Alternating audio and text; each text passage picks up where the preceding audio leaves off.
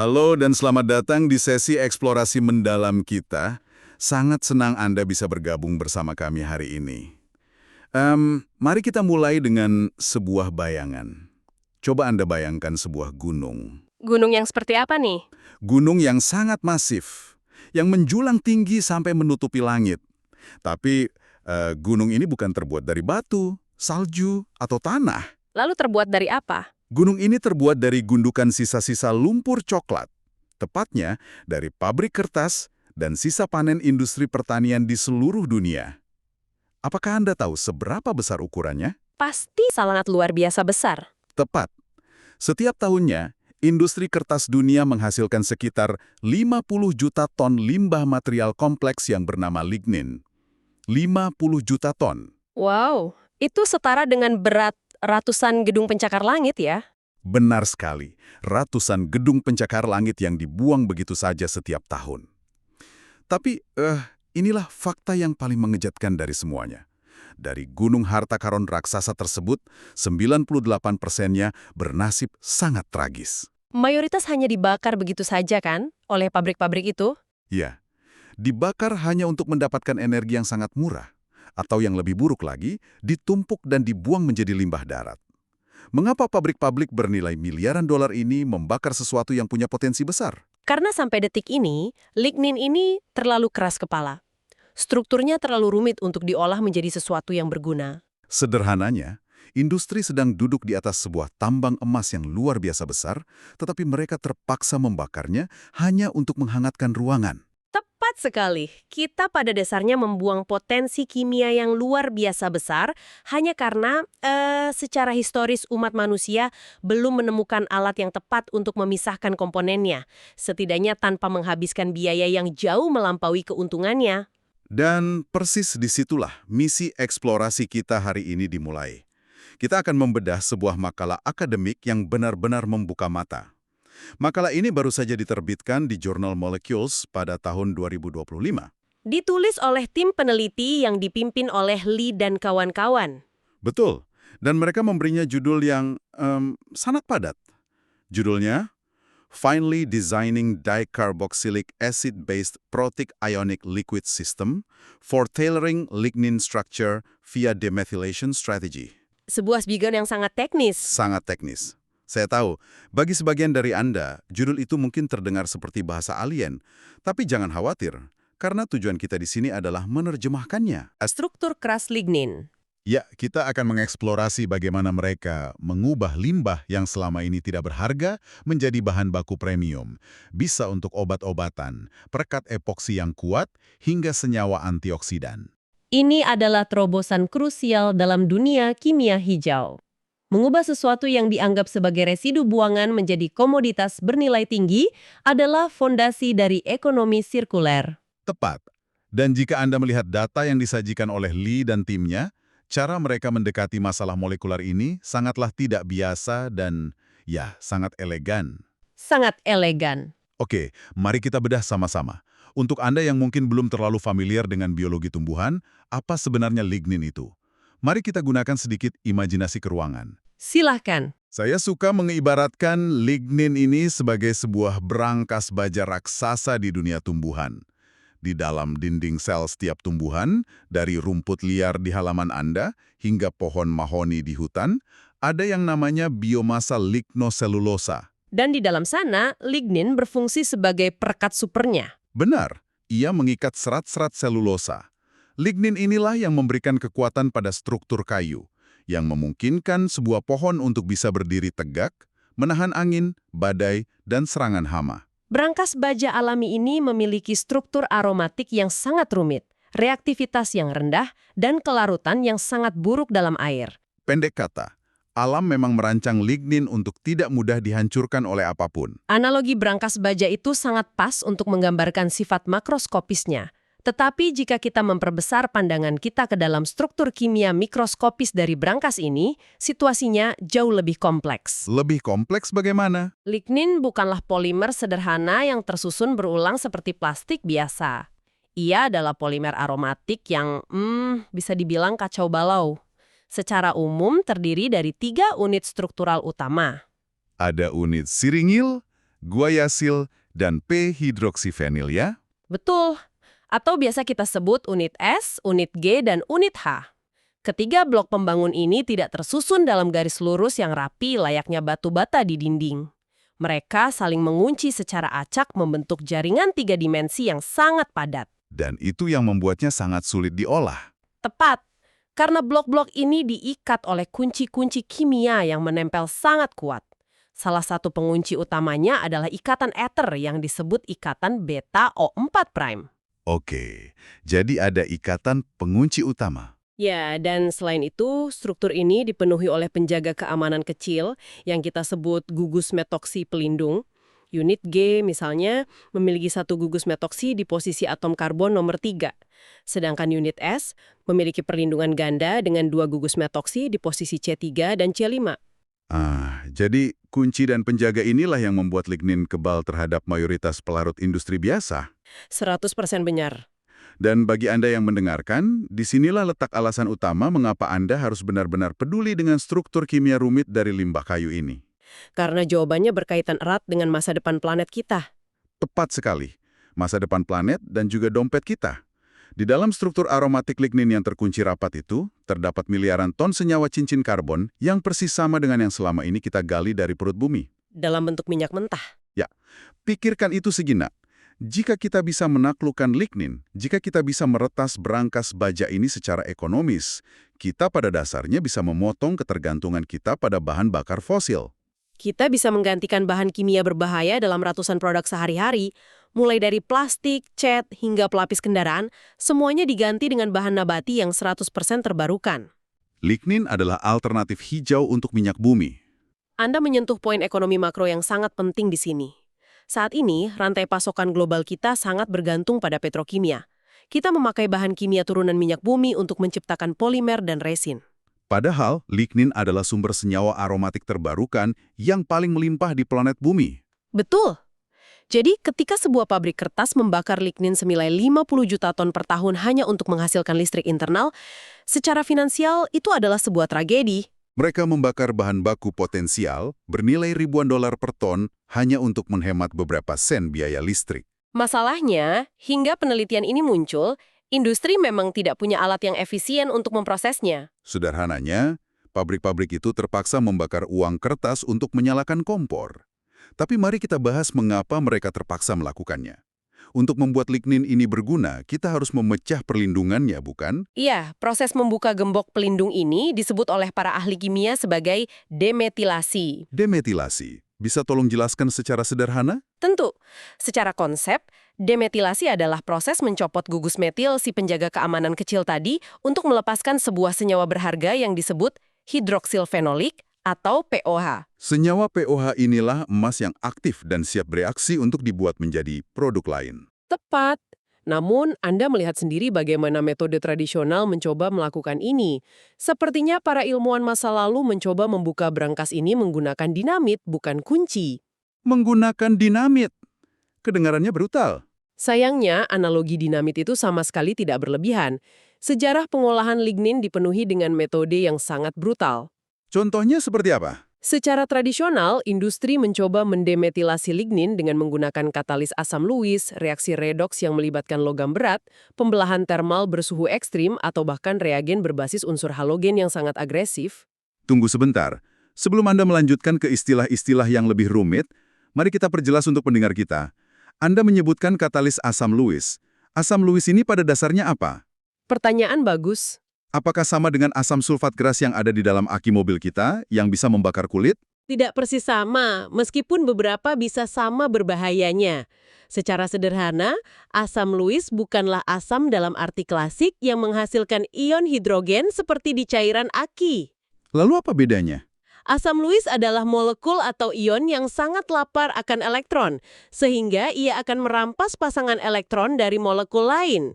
Contoh yang sering digunakan dalam proses tradisional adalah senyawa seperti aluminium klorida atau boron tribromida. Kedengarannya agresif. Sangat agresif. Jika Anda memasukkannya ke dalam reaktor logam raksasa di pabrik, sifat korosif mereka akan perlahan-lahan memakan dinding baja reaktor tersebut. Anda harus terus-menerus mengganti peralatan miliaran rupiah yang rusak akibat korosi. Wah, memakan baja reaktor. Apalagi dampak buruknya. Metode itu menuntut tekanan reaktor yang sangat tinggi dan menghasilkan aliran limbah cair yang sangat beracun dan sulit dibuang. Benar-benar mimpi buruk logistik. Lalu, saya juga membaca tentang sebuah bahan kimia yang sering menjadi standar di masa lalu, namanya natrium etil merkaptan. Ah, iya, natrium etil merkaptan. Kedengarannya seperti sesuatu dari laboratorium penjahat super. Tolong ceritakan seburuk apa sebenarnya jika sebuah pabrik menggunakan metode reagen ini untuk membuka lignin. Natrium etil merkaptan memang digunakan sebagai alat penyerang untuk memutuskan ikatan pada lignin. Dari segi kimia, itu bekerja. Masalahnya terletak pada apa yang terjadi setelah reaksi itu selesai. Apa yang dihasilkannya? Proses ini secara tak terhindarkan menghasilkan sebuah produk sampingan berupa gas yang disebut metil etil sulfida. Bagi Anda yang belum pernah mencium senyawa keluarga sulfida ini, Ya, coba Anda gambarkan untuk kami. coba bayangkan bau bawang putih yang sudah sangat busuk, lalu Anda campurkan dengan bau gas alam yang bocor dari kompor, ditambah sedikit aroma telur busuk. Astaga. Bau ini sangat luar biasa menyengat, bahkan dalam konsentrasi yang paling rendah sekalipun di udara. Bawang putih busuk, gas alam, dan telur busuk. Saya rasa kalau pabrik kertas itu ada di dekat rumah saya, atau bahkan di kota sebelah, saya akan berdiri di depan gerbangnya dan protes setiap hari. Pastinya, pekerja di dalam sana juga harus memakai perlengkapan pelindung yang luar biasa tebal. Tidak heran industri terus mencari jalan keluar dari reagen ini.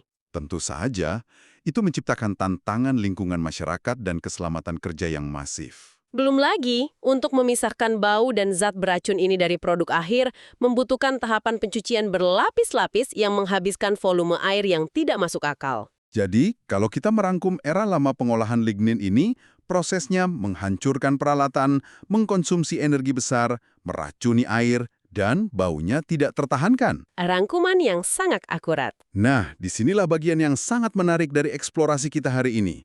Di titik keputusasaan industri inilah sang pahlawan hijau kita dari penelitian tahun 2025 ini muncul. Tim Lee dan kawan-kawan. Ya, mereka tidak mencoba membuat dinamit yang lebih kuat.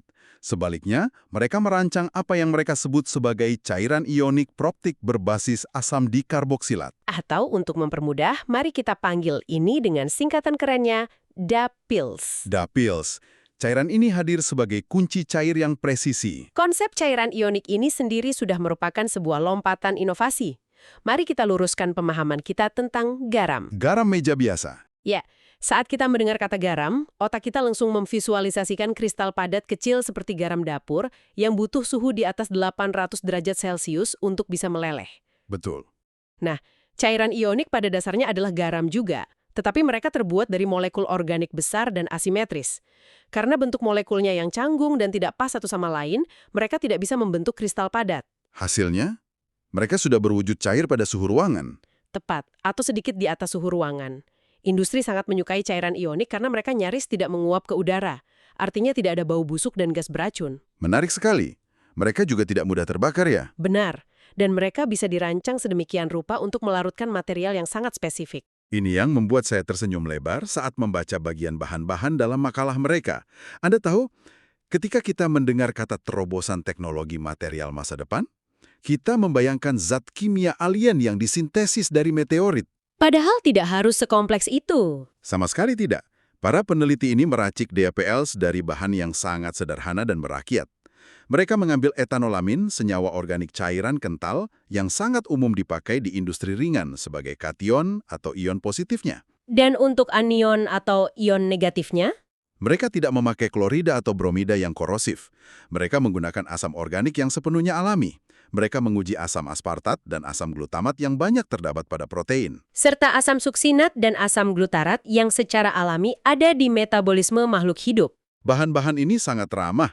Anda bahkan bisa menemukannya dalam proses biologis tubuh Anda sendiri. Menggunakan asam dikarboksilat alam, yakni asam yang memiliki dua tangan aktif berbentuk gugus karboksil, adalah manuver desain yang brilian. Apa bedanya dengan metode lama? Di masa lalu, ilmuwan pernah mencoba menggunakan cairan ionik sederhana seperti etanolamin acetat. Masalahnya, acetat hanya punya satu tangan aktif. Jadi tidak cukup kuat ya? Betul, meskipun ia bisa sedikit melarutkan lignin, ia tidak cukup kuat untuk merusak gembok-gemboknya, dan asetat sangat mudah menguap selama proses pemanasan. Jadi dengan beralih ke asam yang memiliki ikatan karboksil ganda, peneliti menciptakan armada cairan yang jauh lebih stabil secara termal. Tidak menguap, namun memiliki kekuatan reaksi yang berlipat ganda. Seperti koki eksperimental yang mencari resep saus rahasia yang paling sempurna. Makalah ini menunjukkan bahwa mereka tidak langsung menebak. Tim peneliti mencampur 8 kombinasi dapils yang berbeda. Mereka mencoba variasi asam alami tadi dan juga menguji rasio campuran. Ada yang diracik dengan rasio etanolamin dan asam 2:1 dan ada yang 1:1. Dan setelah mengadu ke-8 kandidat ini dalam reaktor berisi lignin alkali murni, muncullah satu juara mutlak. Resep emas pemenangnya adalah kombinasi dari etanolamin dan asam glutarat. Yang mereka beri kode EOAGA dengan rasio campuran yang sangat presisi, yaitu 1:1. Mengapa rasio 1:1 ini menjadi kunci kemenangan mereka? Itu murni perhitungan kimiawi yang sangat teliti. Jika Anda menelusuri data konduktivitas listrik dan pH dari 8 kandidat tersebut, rasio 1:1 memiliki keseimbangan yang unik. Keseimbangan seperti apa? Rasio ini menghasilkan tingkat keasaman atau pH yang sedikit lebih asam dibandingkan jika mereka menggunakan rasio 2:1 yang lebih basah. Dan mengapa hal itu penting? Mari kita ingat kembali tujuan utama kita. Kita ingin membebaskan senyawa hidroksil fenolik atau PHO dari sekapan lignin. Nah, senyawa PHO secara inheren bersifat asam lemah. Jadi proses pelepasannya akan lebih baik di lingkungan asam. Tepat sekali. Secara aturan kimia, proses pelepasan senyawa yang bersifat asam akan berjalan jauh lebih mulus dan optimal jika lingkungan sekitarnya juga dikondisikan sedikit asam. Lingkungan yang terlalu basah justru akan memaksa reaksi berjalan mundur ya? Atau menghasilkan produk sampingan yang tidak diinginkan. Persis. Jadi lingkungan reaksinya harus mendukung karakter produk akhirnya. Ditambah lagi, kombinasi EOAGA 1:1 ini mencatatkan nilai konduktivitas listrik yang paling tinggi di antara kelompoknya. Berarti transfer ionnya sangat cepat. Dalam dunia cairan ionik, konduktivitas yang tinggi berarti pertukaran ion dan transfer proton di dalam cairan tersebut terjadi dengan sangat cepat. Cairan ini tidak pasif, ia sangat lincah secara molekuler, siap menyerang titik-titik lemah lignin. Oke, sekarang mari kita melangkah ke laboratorium dan menjalankan reaksinya. Kita punya gunung brankas lignin kita, dan kita punya tong-tong cairan DAPL emas kita. Saya melihat di tabel eksperimen, mereka memanaskannya pada suhu 90 derajat Celcius selama sekitar 2 hingga 3 jam. Sebuah kondisi yang tergolong lembut. Tapi, tunggu dulu, mari kita bersikap kritis di sini. 90 derajat Celcius itu masih tergolong cukup panas, bukan? Itu hampir mendidihkan air. Memang benar. Apakah mempertahankan suhu setinggi itu selama berjam-jam tidak memakan biaya listrik yang sangat masif? Jika kita bicara soal skala pabrik yang memproses ribuan ton, di mana letak efisiensi dan hemat energinya di sini? Itu skeptisisme yang sangat wajar dari sudut pandang konsumen sehari-hari. Angka 90 derajat memang terdengar panas untuk ukuran panci di dapur rumah kita. Tetapi, mari kita ubah perspektif kita ke standar teknik kimia industri berat. Oke, seperti apa perbandingannya? Seperti yang saya sebutkan sebelumnya tentang metode kuno. Proses konvensional seringkali membutuhkan suhu antara 200 hingga 300 derajat Celcius. Jauh lebih panas ya? Dan lebih parah lagi, pemanasan itu harus dilakukan di dalam sebuah autoklav raksasa bertekanan super tinggi, karena pelarutnya akan berubah menjadi gas pada suhu tersebut. Tentu saja, autoklav bertekanan tinggi itu pasti memakan konsumsi listrik setara dengan sebuah distrik kota kecil. Sebaliknya, metode dapils yang baru ini hanya butuh suhu 90 derajat, yang berarti tidak ada perebusan yang menghasilkan gas bertekanan. Reaksinya bisa dilakukan di dalam tangki berpengaduk biasa pada tekanan atmosfer normal. Saya mengerti. Jadi penurunan drastis dalam kebutuhan energi termal ini benar-benar memangkas biaya. Betul, hilangnya kebutuhan alat bertekanan tinggi ini berarti pemangkasan biaya operasional secara besar-besaran. Jadi ini bukan tentang tidak menggunakan pemanas sama sekali, melainkan mengubah proses bom bertekanan tinggi menjadi seperti memanaskan sup di dalam panci terbuka. Analogi yang sangat tepat. Dan meskipun kondisinya sangat santai untuk ukuran pabrik, angka hasilnya ternyata tidak main-main. Laporan mencatat efisiensi demetilasi mencapai 59,3%. 59,3%. Artinya, lebih dari separuh penjaga keamanan atau gugus metil yang tadinya sangat keras kepala itu berhasil dilucuti dari berangkas lignin. Sebagai efek domino yang luar biasa, kandungan polifenol senyawa PHOH yang kita kejar-kejar dari tadi melonjak tajam hingga 1,58 kali lipat. Lignin mentah yang tadinya hanya punya 2,75% polifenol, tiba-tiba melesat menjadi 4,29% setelah direndam dapil. Dan bagi para insinyur material, lonjakan menjadi lebih dari 4% gugus aktif ini sudah lebih dari cukup untuk mengubah lignin dari material sampah yang mati menjadi material polimer yang sangat reaktif. Tetapi yang membuat saya penasaran adalah koreografinya. Hal yang menakjubkan di sini adalah membayangkan pertarungan ini di tingkat atom. Bagaimana sebenarnya cairan asam dari alam ini bisa merobohkan lignin secara presisi tanpa bantuan tekanan ekstrim? Untungnya, tim peneliti membedah mekanisme ini secara tuntas. Mereka tidak hanya melihat hasil akhir, tetapi merekam prosesnya menggunakan simulasi komputer yang canggih dan analisis instrumen bernama dua dimensi HSQC-NMR. Resonansi magnetik nuklir. Ya, jika Anda pernah melihat mesin MRI di rumah sakit yang memindai jaringan otak manusia, NMR ini bekerja dengan prinsip magnetik yang persis sama, tetapi ia memindai dan memetakan tulang punggung karbon dan hidrogen dari sebuah molekul kecil. Lalu apa yang mereka temukan dari pemindaian itu? Melalui simulasi komputasi dengan perangkat lunak multi-WFN, terungkap sebuah fakta kunci. Gugus karboksil dari cairan EOGA kita ini dikelilingi oleh awan elektron yang luar biasa padat. Kepadatan elektron ekstrim ini mengubah cairan tersebut menjadi nukleofil yang sangat bertenagakan. Betul sekali. Tunggu, nukleofil. Apa itu? Apakah ini sejenis zat peleleh? Bukan peleleh. Dalam bahasa kimia, nukleofil secara harfiah berarti pencinta nukleus. Ia adalah entitas kimia yang sangat kaya akan elektron, sehingga ia secara aktif mencari area pada molekul lain yang miskin elektron atau bermuatan positif untuk menyerangnya. Jadi ia mencari titik lemah untuk membentuk ikatan baru. Tepat. Dalam kasus kita, nukleofil raksasa dari dapil ini menemukan celah pada ikatan karbon oksigen di gugus metoksi lignin.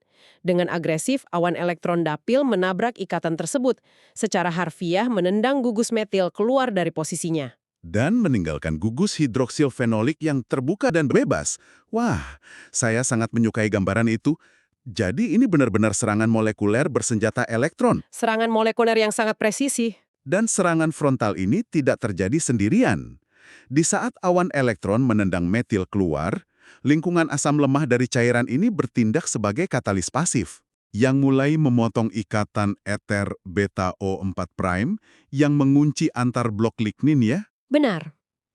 Data pemindaian NMR memberikan bukti konkret. Kandungan gembok beta O4' ini turun drastis, dari 36,14% menjadi hanya 23,52%. Turun signifikan. Lebih menariknya lagi, instrumen menunjukkan bahwa rasio antara unit siringil dan guaiacil atau unit S dan G pada lignin menurun dengan tajam, dari 3,66 menjadi 1,66. Ingat, di awal Anda menyebutkan unit S memiliki 2 gugus metoksi pelindung sedangkan G hanya 1.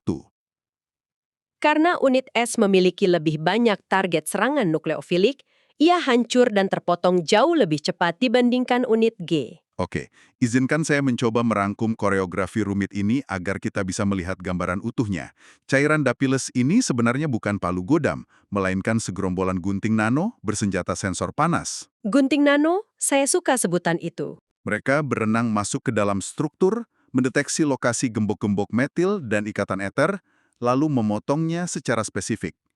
Gembok putus, pintunya jebol, senyawa berharganya terekspos. Dan yang terpenting, kerangka aromatik cincin utamanya, fondasi rumahnya, dibiarkan tetap berdiri tegak. Lignin kita tidak hancur menjadi debu. Ia hanya termodifikasi menjadi jauh lebih terbuka, dengan tambahan ikatan silang maru yang membuat strukturnya semakin padat dan kaku. Analogi gunting nano itu bekerja dengan sangat baik. Kita mempertahankan fondasi kekuatan struktural lignin dari alam sambil mengekspos titik-titik kaitan yang dibutuhkan industri untuk merekatkannya dengan material lain. Luar biasa. Jika kita hubungkan hal ini dengan gambaran besarnya, yaitu krisis keberlanjutan global, ada satu hambatan utama yang sering menjatuhkan banyak penemuan saat masuk ke industri komersial. Hambatan terkait limbah pelarut, bukan? Betul. Jika kita memakai ribuan liter pelarut untuk mengolah lignin, apa yang terjadi pada pelarut itu sesudahnya? Kita tentu tidak ingin memecahkan masalah limbah pabrik kertas hanya untuk menciptakan masalah limbah kimia beracun yang baru. Dan di sanalah letak keindahan sesungguhnya dari makalah tahun 2025 ini. Tim peneliti ini merancang cairan DEPLS bukan sebagai peluru sekali pakai. Cairan ini adalah inti dari sistem yang sepenuhnya sirkuler. Jadi mereka mendaur ulangnya. Iya, setelah proses pemanasan 90 derajat selesai dan lignin berhasil dibuka gemboknya, para pekerja tidak membuang sisa cairan ke selokan. Mereka hanya menambahkan air dan sedikit etanol sebagai pelarut penarik. Begitu air masuk, lignin yang sudah termodifikasi akan menolak larut dan segera mengendap ke dasar tangki sebagai bubuk berharga. Tepat sekali, lignin padatnya tinggal dipisahkan. Lalu, bagaimana mereka menabil kembali kunci cair kita yang berharga itu? Dari campuran air dan etanol. Apakah memakan biaya mahal? Prosesnya sangat sederhana. Setelah lignin padatnya dipisahkan dengan alat pemutar atau sentrifugasi, cairan sisanya dimasukkan ke dalam alat penguapan atau rotary evaporator. Cukup dipanaskan ringan. Hanya dengan pemanasan di suhu 60 derajat Celcius, dalam kondisi vakum ringan, etanol dan airnya akan menguap keluar, meninggalkan cairan dapils utuh di dasar labu kaca, siap digunakan kembali. Luar biasa. Seberapa banyak yang bisa diselamatkan? Lebih dari 95% dari total cairan dapat diambil kembali, dan para peneliti mengujinya dengan sangat keras. Mereka mengambil cairan hasil daur ulang ini, memasukkannya ke reaktor dengan lignin mentah yang baru, dan mengulangi siklus tersebut hingga 3 kali berturut-turut. Dan hasilnya? Sangat menakjubkan, kemampuan cairan ini tidak luntur. Kandungan hidroksilfenoik pada hasil lignin hanya turun secara sangat marginal. Dari puncak 5,24% pada siklus pertama ke 5,08% di ujung siklus ketiga. Ini membuktikan ketahanan termal cairan tersebut sangat luar biasa ya. Nyaris tidak ada limbah kimia yang tertinggal. Sebuah siklus yang hampir sempurna. Jadi, apa makna dari semua pencapaian teknis ini untuk Anda para pendengar? Mengapa struktur molekul yang dibedah di laboratorium ini penting bagi masa depan kita? Ini berarti kita secara rasional baru saja menemukan rute yang sangat murah dan sangat aman. Rute tanpa bahan berbahaya untuk menyulap 50 juta ton limbah tahunan menjadi supermaterial masa depan. Lignin yang telah diobati dengan dapils ini sekarang siap masuk ke jalur produksi. Ia bisa langsung diintegrasikan untuk membuat resin epoksi kualitas premium. Pikirkan tentang struktur pesawat terbang, panel lambung kapal kargo, atau sayap turbin angin yang terbuat dari sisa sekam padi atau batang pohon dari pabrik.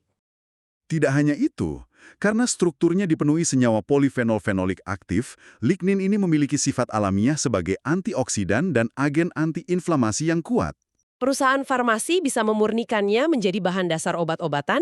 Dan di industri fashion, alih-alih meracuni sungai dengan garam kromium untuk menyamak kulit hewan, pabrik bisa memakai lignin aktif ini sebagai agen pembuat kulit vegan atau eco-leather yang ramah lingkungan air. Visi ekonomi dari limbah menjadi produk bernilai tinggi ini benar-benar menjanjikan. Dengan memanfaatkan desain pelarut pintar, ilmuwan mengubah beban biaya pengelolaan sampah menjadi sumber pendapatan baru yang luar biasa menggiurkan. Betul sekali. Apa yang awalnya hanyalah setumpuk serbuk coklat kotor, menunggu dibakar dalam keputusaan, sekarang telah menemukan jalan untuk bertransformasi. Semuanya berkat makalah inovatif ini. Mereka telah membangun jembatan nyata menuju ekonomi tanpa limbah, murni hanya dengan mengandalkan alkohol, amina, dan asam-asam alami dari bumi. Sangat menginspirasi. Dan penemuan ini memunculkan sebuah pertanyaan penting yang benar-benar patut kita pertimbangkan, melampaui masalah pabrik kertas saat ini.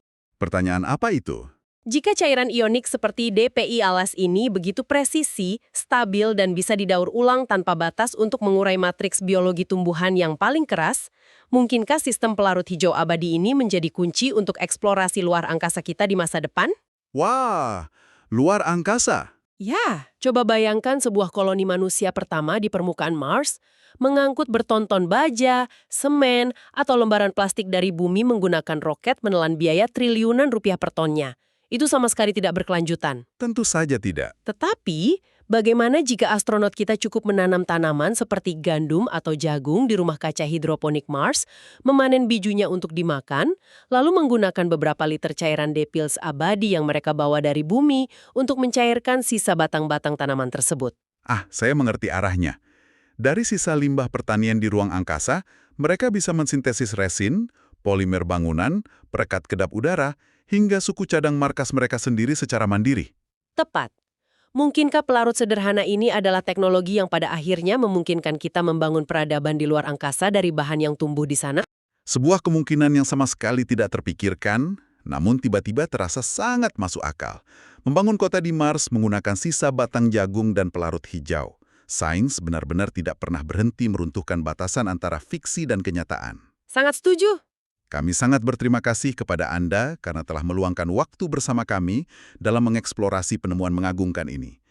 Teruslah skeptis, teruslah bertanya, dan pastikan Anda tidak pernah berhenti memelihara rasa ingin tahu terhadap keajaiban yang tersembunyi di alam semesta kita. Sampai jumpa di eksplorasi mendalam kita selanjutnya.